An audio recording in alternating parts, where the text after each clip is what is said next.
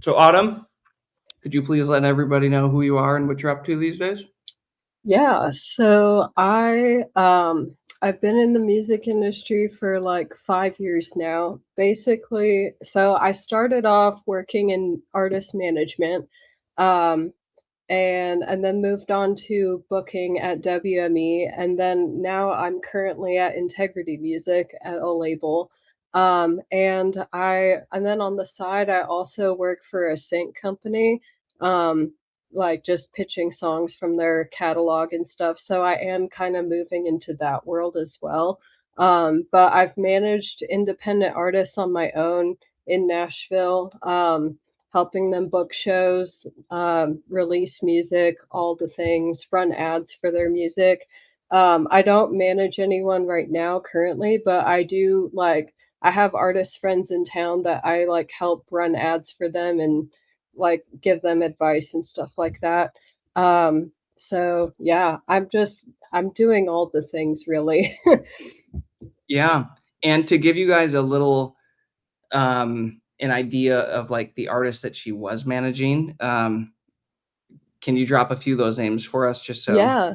Well, so I was managing an artist that's no longer really putting out music called Cypress. I'm This was back in 2019.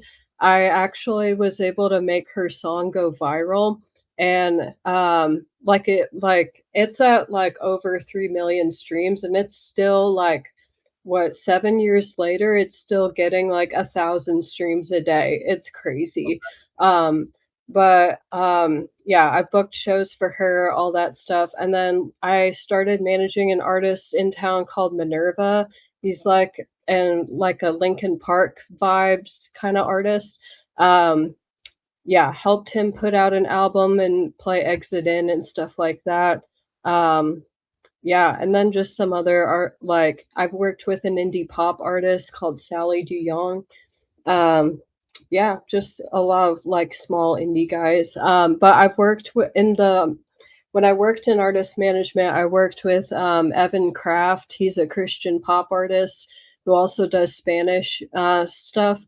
And Christine DeClario, who's a Latin American worship artist. So, yeah, Yeah, they're pretty big. They're yeah, those ones are She's the pretty goat. big.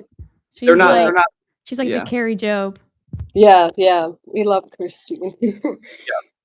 Yeah. So Yeah, you've got quite the experiences in that side of things. yeah.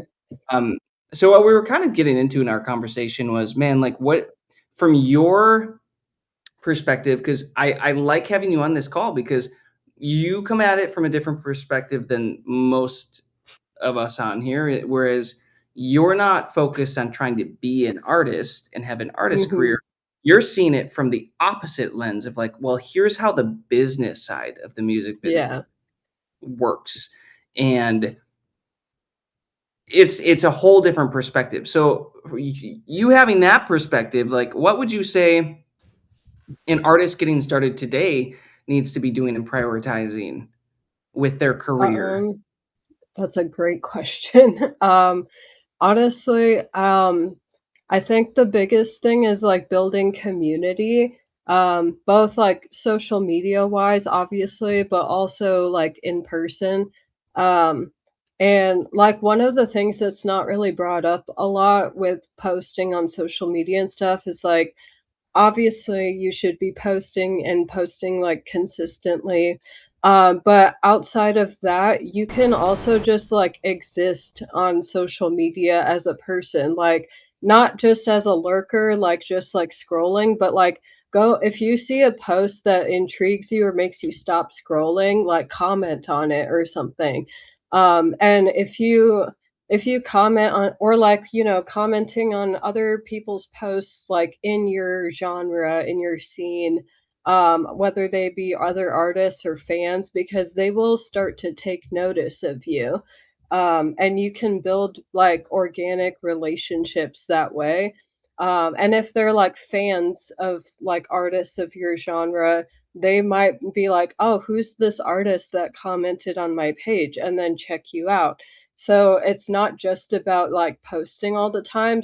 It's also just about existing on social media and using it for what it was originally intended for, which is being social. Um, so yeah, and then like not just with social media, but even more important than that would be building an email list and getting contacts for yourself. And it doesn't sound like as appealing as social media because it's just like who uses email and like what it's all going in the promotions tab anyway. But like it's the all of these platforms could go away at any time. It's hard to imagine that, but it really could. Like we just had a scare with TikTok like this time last year. So um, getting traction on social media is great, but ultimately you need a way to be able to directly contact your people for like shows or whatever, because we all know people miss stuff with the algorithm. So, um, but yeah, I would say probably the biggest thing is just focusing on building community.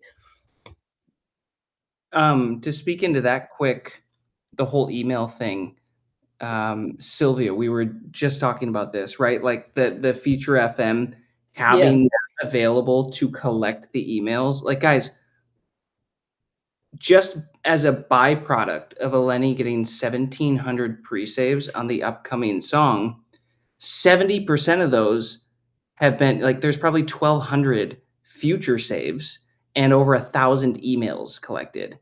I just want you to understand the power of that, right? yeah, Because we're building up an email list that a few months down the road, once that thing really piles up, you can use those things to not only send out an email blast of like, hey, here's the new project. Hey, here's my new YouTube channel that I'm starting. Hey, here's a custom merch item.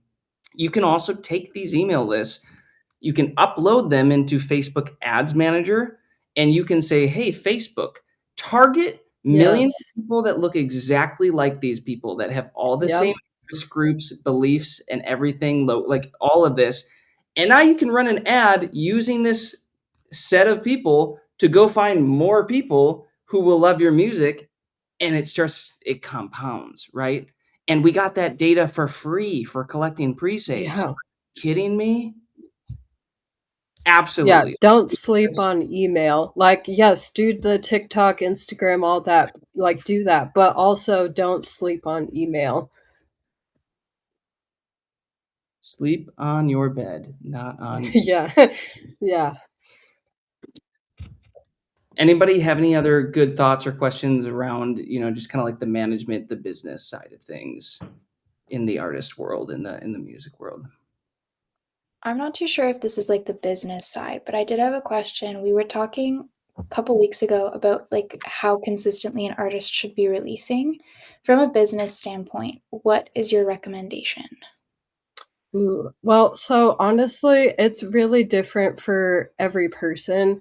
Like ultimately the algorithm, like for leaving the humanity out of it, the algorithm is just like, well, just take however much you can put out. Like if you can put out um I feel like more than like a song a month is probably diminishing returns, but but, like, ultimately, at the end of the day, my answer is more like whatever you as a person are capable of doing consistently, that is what you should do. If you can put out, like, a song every 4 weeks, like, then go for it, do that. But if that's not feasible for you for whatever reason, don't try and do that because, like, there's the whole quality over quantity thing. Like, at a certain point, it's either you're not gonna be able to put out the level of quality that you should be putting out, or, like, because with, like, pitching to editorial playlists on Spotify and all that, you need at least, like, 4 weeks out before you can pitch. So anything less than every 4 weeks is just not really helping you. But at the end of the day, like, there's, like, I just say this, like, whatever you can do consistently, do that, and the same with, like, posting on TikTok and whatever, like, obviously, TikTok's algorithm would love it if you can post, like, 3 times a day, but if you, as a person, cannot feasibly do that consistently, don't burn yourself out, like, figure out what level you can do consistently and start there, and if you can, ramp it up, but like, just start with what you can do consistently. And Awesome, thanks. here's a great example too. Back in the day, Joey and I weren't releasing a song a week with Mass Anthem and Anthem Worship and all this stuff. Like that we would have gone insane trying to attempt something like that. It wasn't possible. But 7 years later, now we're able to do that, right? But Yeah. here's a little trick, and I'll bring Garrett in on this too. Garrett, what did we spend all of last year doing with you guys? While you were out touring, what was all your time going into? We were making a record. Making the record. Making a record and putting it out Yeah. simultaneously, basically. Yeah. Yeah. I would say to is it Sylvia? Is that right? Cool. So there's a couple of things that I think, just some case studies and then just what I've seen on my own. We released, I don't know, 12-ish songs, like truly independently, like DistroKid, getting the thing off the ground while I was still working for another artist even. And like our biggest release, like the only song that got playlisted, or one of two that got playlisted out of all of those, was the one I forgot to pitch. So, Yeah. who knows? Then you got the other side of things where Caleb Meckham at Seven Hills put out a song every 2 weeks for a year and had a million monthly listeners. Now, he was writing at the Tim Barn every week with A-list writers. Really Yeah. great songs. So, okay, so like every single piece of advice any of us could have is such a you got to take it with a grain of salt. So, what I would say is, I agree with Autumn and Jason. It's what can you do with quality? I think it's more important to obsess over quality than it is quantity if you're starting out. We had a stretch where I think we did 3 singles in a row, and then we had a song get picked up, with Curb and the Church Will Sing thing, and it totally threw us for a loop. So all of a sudden, we're like, this is 2021, I think, is when we kind of started, like, really launched the Climb thing. And so we're like, well, now our whole plan's screwed up because we were going to do a song every month until, eternity. And that was how we were going to make it. And so it screwed us up. But having 6 months break and them investing in a song brought our quality way up, because then we were able to have a little more money. We used the same producer actually on those songs, but we had more money to spend. So we got to use some better players. We got to use better vocal editors. We got to use all this other stuff. We got to spend a little marketing money on social media. And so then we had, I don't know, 4 or 5 in a row. And then that got us to the point where I guess at some point Jason and Joey noticed. And so we started talking, and we were like, Well, oh, you hit us up for that you guys like, Yeah, you jumped oh, out that's of right. Yeah, we did a call, because I had a bad experience with another marketing agency, and I was just trying to figure out. I literally have a marketing degree. That's what my study is in. So, like, I was trying to find somebody that spoke our language, but Yeah. could help us do some lifting. And so I was talking to those guys, and that turned into, oh, we think the same things. We care about the same things. We're seeing the same things. And they were really excited about championing these songs we had sitting there. So we already had however many songs written. So we went to town on production on that. Jason, I think we had maybe 3 turned in maybe before the first release. And Yeah, then well, to highlight my point was, you set the schedule before all of the masters were Yeah, done. So we and saw that it worked. Like, our team worked really well. So, Jason and Joey obviously doing everything they do. The yeah, producer, McKendry Tucker, was doing really great. And we kind of built a system to where we were very, very efficient. And we made a very, very high quality record for not really a lot of money, honestly, in the grand scheme of things. yeah. And so because of their team and our efficiency, we agreed to a song a month. They were willing to go ahead and start putting them out, knowing we were going to back it up with the work ethic. And also, by the way, we did 90 shows last year. While you were doing So that, it's yeah, like, it was a lot, you know? crazy. Believe it or not, we started as two broke artists working multiple jobs, touring the country with our band trying to get signed. The label said no. COVID shut everything down. Nothing was working. Our bandmates even quit. It seemed like it was all over. So we learned marketing. We built our own momentum. We've crossed over 500 million streams on all of our music. And we built the Anthem Network to give indie artists, producers, and music industry players the roadmap we wish we had 10 years ago. If you're done doing this alone, join us on the inside of the Anthem Network. Get your 7-day free trial by clicking the link in the description below. But I think just the consistently quality is important. I'm kind of thinking like, you know, when we first started taking meetings in Nashville 2 or 3 years ago, everybody loved us, but nobody could see the story yet because we didn't have a big sob story or whatever that labels could sell. And so we had them, we just chose not to make that our platform. And that's cool. That's fine. That's a lot of people's platform. That's fine. But we wanted to be known for the music. You know, we wanted the songs to be bigger than us and our name. And so they were like, well, you got to have a TikTok following. So me and a buddy, we made TikToks. We posted 3 TikToks a day for about 3 months. And before you know it, we had 55,000 followers. Went back to the same management company, had a meeting. Well, you really got to be on the road, you know? And so we went and we quit touring country and we got on the road. And then it was like, well, blah, blah, you know. And we have a great manager now, but my point is the target is always moving. If you can write a great song and then produce a great song as cheap as possible and then put out a great song and do that as many times as you can this year. And if it's 3 times, great. But I don't see any benefit in just throwing up demos.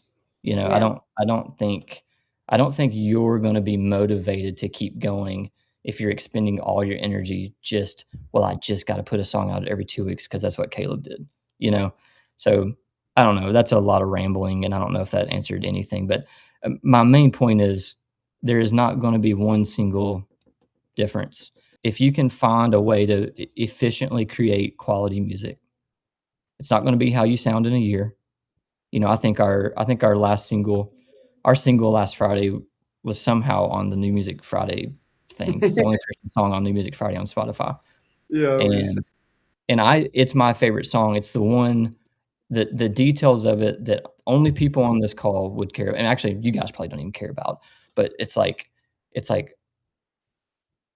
everything just keeps going like this, right? And I mean quality. I'm not talking about growth or money or whatever. I'm talking about just quality. And so if you wait until you're 5 years better, you're never going to put anything out. So it's like, do as good as you can, put it out as often as you can. And in a year, you'll look back and you'll go, oh, I'm glad we learned how to record because that's a lot better than it was 5 years ago. And, you know, and I think the song we put out Friday is better sounding than most of that same group of people made the country record that went platinum for us 10 years ago, or whatever, it was 7 years ago. It's like, and I'm proud of that. That's great. It sold 4 million copies or whatever it has now. But I think what we just did that has 30,000 streams is better quality. So I don't know. I just think, you know, if your best quality is you and a guitar and it sounds really great, then put out 10 you and a guitar songs this year. And if you can afford production, if you can afford a producer, you know, whatever, just consistent quality is more important than just consistency, I think. And also, none of us know anything. It's 2026 in the music industry. Yeah. It's cool, guys, just seeing this. Like, we all have such a different perspective because we all have such different experiences that we're leading with. So again, everybody is going to have a different strategy here, but I think the most important thing is clarity on what phase you're in, right? What phase of your career are you in? Because Truthful self-awareness. exactly, because some of these tips and tricks and strategies are reserved for phase 2 or phase 3, right? There's no reason to necessarily be thinking, how do I get my systems and processes set up to scale up so that I can release every week, when you haven't necessarily maybe identified your brand correctly, or your audience, or like your genre correctly yet, or found your sound that you really want to land on, or you know what I mean? There's so many precursors to really getting into some of this stuff more deep. So I would encourage you to, again, it's moving at your pace. You're just you're building a house one brick at a time here. Hey, Jason, has anybody read the book Slow Productivity, Cal Newport? Slow productivity? Yeah, No. Cal Newport is the writer. He wrote a book called Deep Work that was really great. So I just finished it literally last night. I sent it to Kurt Gibbs because we were talking about some stuff kind of like this call today. And I would just recommend at least skimming it, especially you, Sylvia. It sounds like just kind of where you're at, and it speaks to. It's not specifically about the music business, but it's a lot of what Jason just said is kind of knowing where you're at, and like as the title suggests, it's you're not going to grow 10 years in 1 week unless you get some crazy viral thing, and what you'll find out is most crazy viral things had a lot of other stuff going on behind the scenes, but anyways, I just wanted to mention that. I think that might be a good resource for you. It really encouraged me in where we're at you know is the goal really doesn't even have to be scaling fast or scaling big. You might not want to scale big. You might not want to do 300 shows internationally a year, really. It's like it's kind of figuring out what you really want to do and staying in that lane. I read this quote last week that said, in 2026, we're going to keep our eyes on our own paper because that's where the right answers are. And I texted it out to some people on our team, and just it's biblical. It's run your own race, but yeah, I just think there's some encouragement in that, and I mean, definitely, talking to Jason and Joey, as I'm sure you have, it's they're going to really be able to help you find where you're at on that kind of stuff in a really healthy way. Yeah. And like Garrett said, it's really just a game against yourself. At the end of the day, it's like, there's two other books that Garrett, you reminded me of. Atomic Habits is one of them. I don't know if you guys ever read that one, but that's a great book. What's that, Jason? I think Sylvia has that one. Yeah, I love that book. Okay, Atomic Habits is a good one. That's really what I'd recommend for trying to get in your own routine of whatever, posting content, writing songs, releasing songs, whatever works for you. And then the other book that I just finished, I read the audiobook. I think it was Dan Sullivan. It's Who Not How. Has anybody ever heard of that one? But Garrett reminded me of this one because I think out of all the releases and collabs that we had, I would say the teamwork behind that project in 2025 was like unmatched, to the point where the whole point of the book is thinking about who do I need to get involved to achieve this versus how do I do this myself. And so at the beginning, there's always the stage of like, okay, you're literally doing everything. Like you're at some point at the beginning, unless you have a lot of money to spend, you're basically going to be figuring a lot of this stuff out on your own, which is good because you can get a finger on the pulse of, how you operate, your brand, your audience, who are you, all of that stuff. But eventually you have to be kind of thinking about who do I need to get involved to where I can take things to the next level, because you're going to run out of time in your day. We all run out of time. So first, get in your own rhythm. Let's say if your rhythm is once a week or once a day of posting on social media or whatever. Eventually you're going to run out of time, but hopefully it's going in the direction to where you can get some more funding that's actually growing your music so that you can get more who's involved. But the other cool thing is if we focus on the production space, there are ways that you can get who's like producers or whatever skill you need involved to where it's fair. The cool thing about 2026 is like you could dice up these deals however you want, and there is no like traditional record deal anymore on the indie level. You know, it's like if you have a producer friend, if you have a producer friend, like you said you were in a band with or whatever, I don't know how you structure the production stuff, but you guys could literally split some of the master and the pub. And then now you, boom, you have a team of people where you can crank on songs. And Yeah. so those are just some ideas. Who Not How is a really good, I listen to the audiobook, and then obviously you listen to Atomic Habits is another one. Yeah. But to speak on that too, you hit on the head. Having guys like that teamwork again. I don't know how we got on that teamwork, but like Garrett, with who you were able to set up with your producers and your mixing engineers, and you overseeing them, and then we have the tuning, we have the writing, like that conveyor belt is a beautiful thing. Like, Well, I think, yeah, and the behind the scenes on that is how many years it took to build that. You know, we were working with Derek and I, just as musicians, were working on country records with Kurt Gibbs, who produced some of the first songs we put out. And then when we started writing with other writers and we got into the thing, and it was like, okay, I think we should do something with McKendry Tucker. And, then it was like, oh, well, we can have, Kurt's really a great engineer and really did the great with the vocals. And McKendry's a great producer and programmer and soundscaper, and then it was like, oh, well, we got, John Donosky, he does really great at vocal editing. And we learned that somewhere along the way. And, it started with, we were paying Kurt a very small amount of money to get going and giving him 25% of the master. And he was investing in us on the other side because, our masters weren't going to earn a lot of money, if any, especially at the beginning,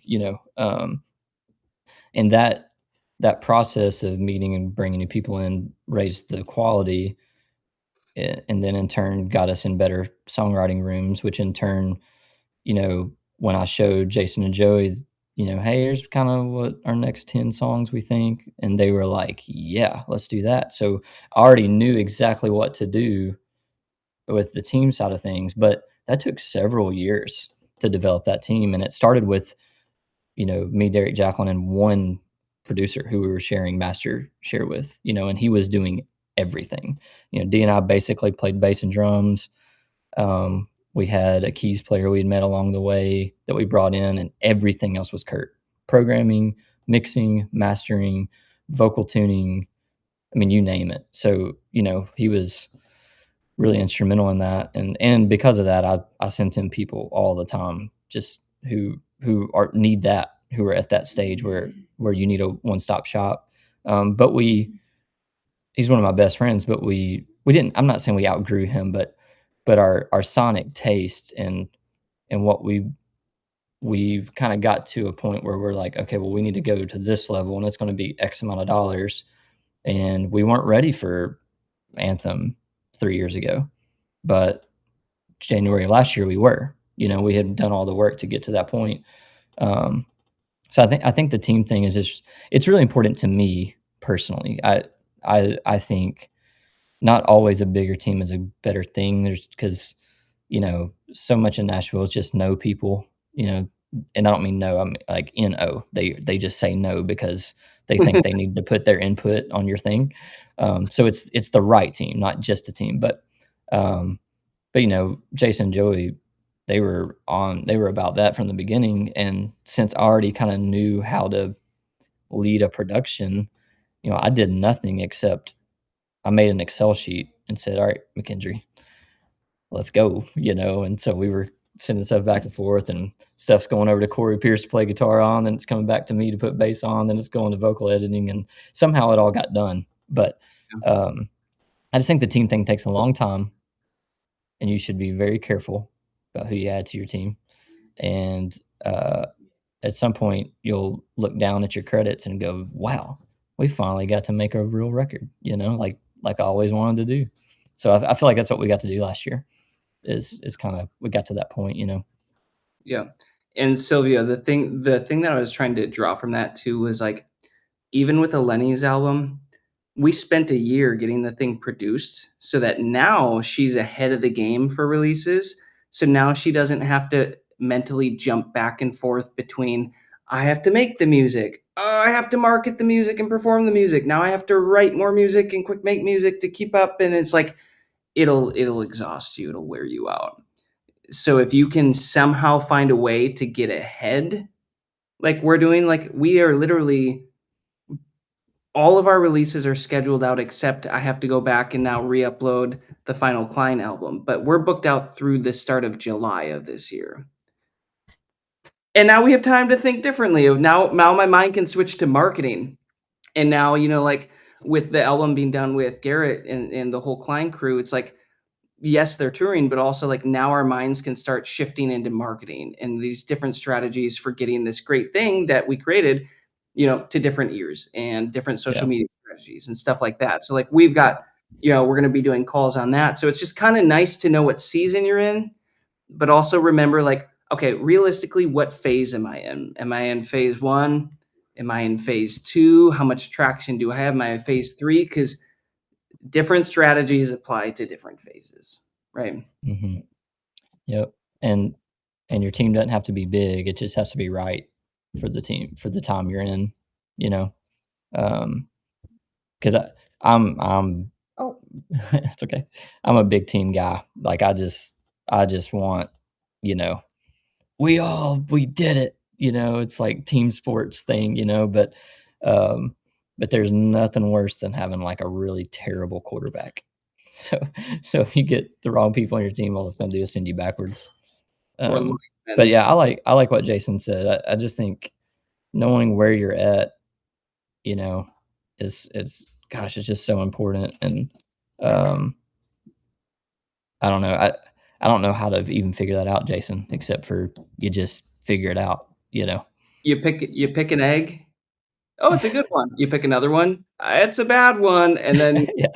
it stinks for a while. Then you try again, and then you start to see patterns of like, I'm pretty sure this was a bad egg. Okay, we're gonna weigh that one. We're gonna pick this one, and yeah, I think. I mean, Joey, you can speak on this too. Like, the more people we keep working with, just across the board and everything, it's like you start to develop like a pattern recognition for who's ready to fit your team and who's not, and red flags, green flags. Yeah. Sometimes you don't have a choice. Like I'm thinking Jason, when we started out 5 years ago, we tracked our own instruments, sent it to a producer, and he took a cut of the master, and that's how we got started, Well, the only producer that we knew, might add. Like it wasn't just like we Yeah, it sent was like a producer. like the only producer that we went to college with. We Like that produced. was the starting point. Like We there's knew nobody.